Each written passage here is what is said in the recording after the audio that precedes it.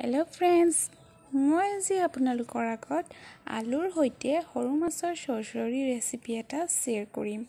আহক এতিয়া আমি বনাওঁ। মই মাছখিনি ধুনীয়াকৈ কাটি বাছি ধুই লৈছোঁ।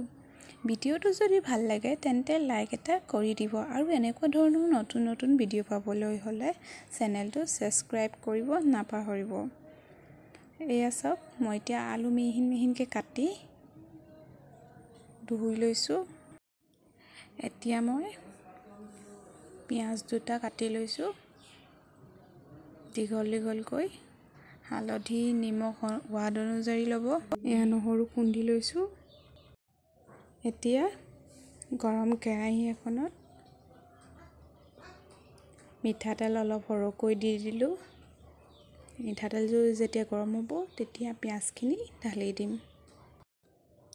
এয়া চাওক, তাৰপিছত দুবাৰমান লৰাই দিম। তাৰপিছত এতিয়া আমি নহৰুখিনিত হালধি নিমখ মিলাই অলপ পানী দি দিলোঁ। এয়া চাওক, পিঁয়াজটো অলপ ৰঙা হৈছে। তাৰপিছত এইখিনি দি দিম। তাৰপিছত অলপ যেতিয়া শুকাব তেতিয়া আলুখিনি ঢালি দিম। এয়া চাওক, মই এতিয়া আলুখিনি দি দিছোঁ। তাৰপিছত ধুনীয়াকৈ মই লৰাই পানী এগিলাচ দি দিলোঁ। পানীখিনি দিয়াৰ পিছত মাছকেইজনী দি দিলোঁ। এয়া চাওক, মই এতিয়া 15-20 মিনিটমান মাছখিনি সিজাম। এয়া চাওক, 15 মিনিটমানৰ পিছত মাছখিনি সিজি আছে, পানী আছে অলপ। মই আকৌ 10 মিনিটমান ঢাকি থৈ দিম।